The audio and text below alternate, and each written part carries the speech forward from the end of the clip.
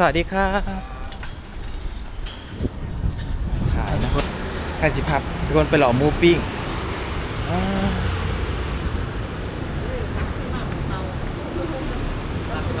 สวัสดีครับทุกคนมีหวยนำ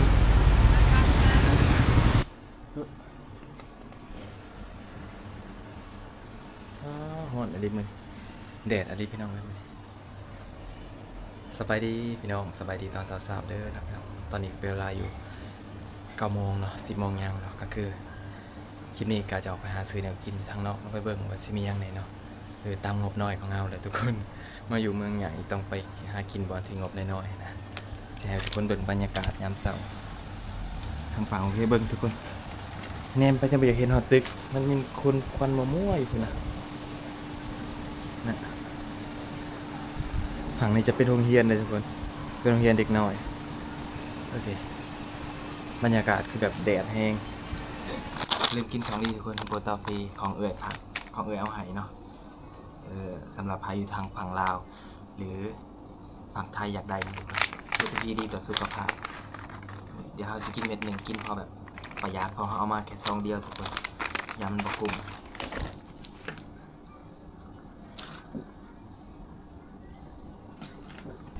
ทุกคนน้ำที่กากินเนี่ย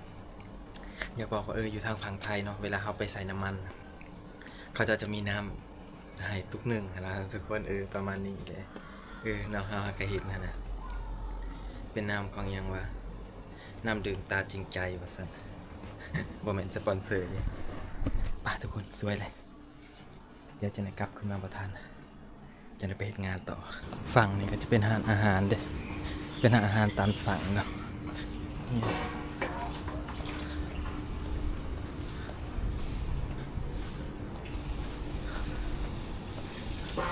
แต่ว่าห้านพังกินเขาเคยมากินอยู่ทุกคนไอ้เป็นขายยังไงตาเสะหมูกรอบสวัสดีครับทุกคนห้านอาหารนะเขาเคยมากินอยู่ปีที่แล้วเนาะแต่ว่าแซ่บห้านนะครับเป็นห้านอาหารตามสั่งแต่ว่าเขาสิพาทุกคนมาเบิ่งบรรยากาศฝั่งนี้ก่อน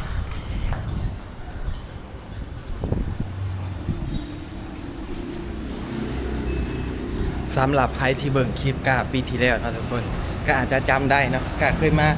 ซื้อนี่ตลอดเนาะมาซื้ออาหารเนี่ยยังนี่แต่ว่ามันค่อนข้างที่จะแพงเนาะมันเป็นคือแบบของญี่ปุ่นอย่างประมาณนี้แล้วก็อยู่ในเขาจะบอกให้ถ่ายเนาะใครสิพับทุกคนไปหล่อหมูปิ้ง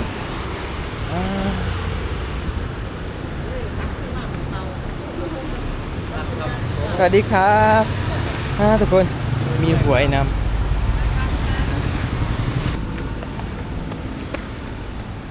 ทุกคนอย่าบอกว่าโหลดอยู่ทางกรุงเทพมันล่ายแห้งนะติดตั้งแต่เศร้าๆเนาะถ้าสิมาหาเราอาหารนะสงสัยค่ะมันบ่มีแล้วเขาก็สิได้กลับไป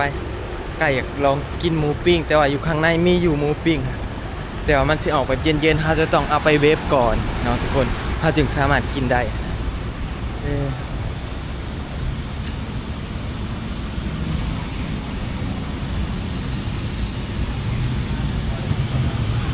ทุกคนตอนนี้ก็ย่างมาที่ซอยพร้อมสีเนาะ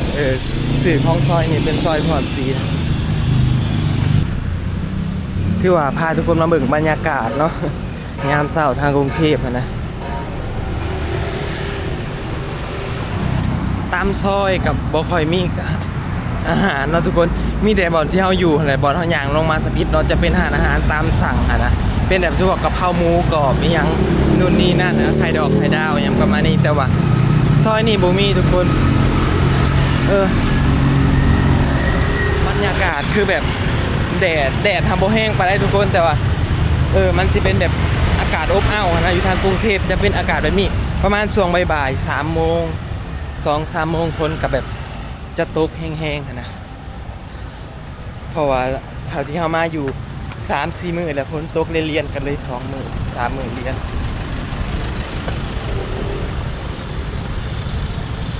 แบตสิหมดเลย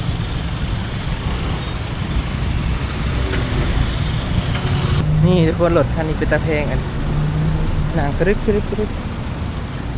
ทุกคนแบบนี้แหละคอยอยากบอกว่าอยู่กรุงเทพนะคันนั่งรถนะจะซาแต่คันย่างสิบายกว่าเด้ทุกคนฟังนั้นเป็นอาจจะเป็นห้านอาหารญี่ปุ่นเนาะและตลาดเจแปน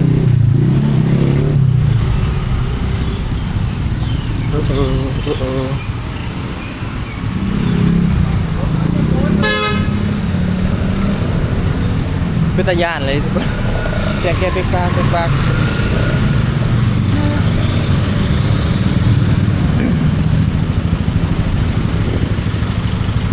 จอดไหนคะเนี่ยแม่เขาอยากถามเลยเนี่ย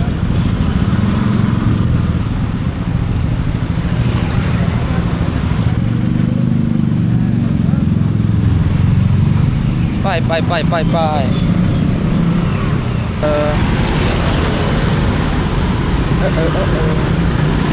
Thank you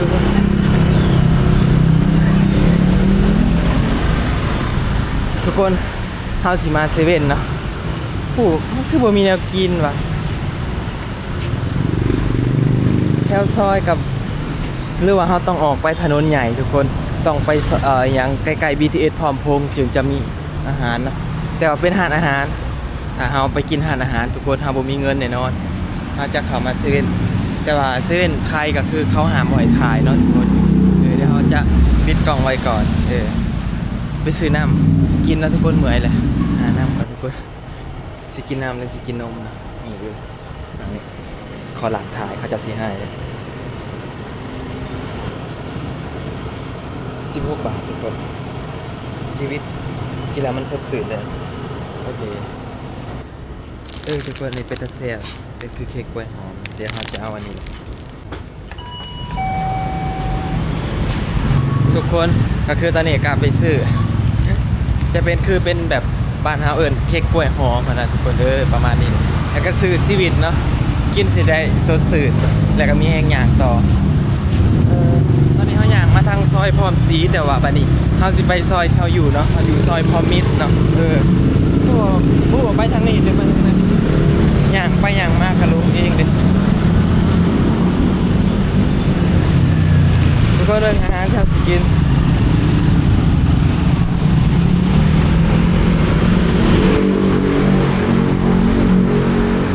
ทุกคนกูบ่าพลังมากินอีกล้อเราเอาสั่น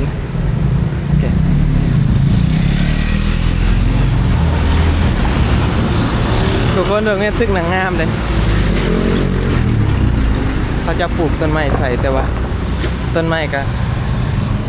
แต่ถ้าต้นเขาจะเห็นแล้วใหม่ๆคือสิ่งงาม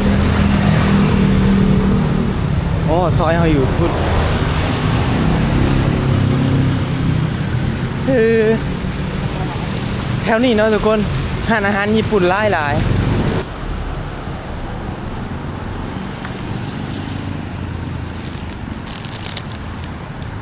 อ๋อดิซอยเฮาอยู่พุ่น